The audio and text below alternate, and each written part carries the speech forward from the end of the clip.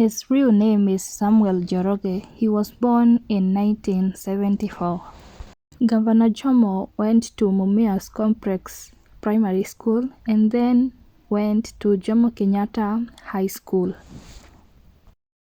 Governor Jomo discovered his acting talent when he was in primary school, where he used to be in drama festivals.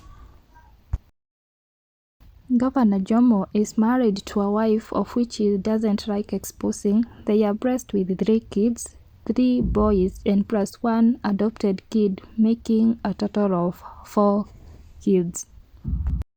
Governor Jomo is not only perfect at acting, but he does sing as well. Governor Jomo first appeared on TV while he was acting on K24 on Gubaro School Show. He also acted on Inooro TV former show Kenyu na Kenyu.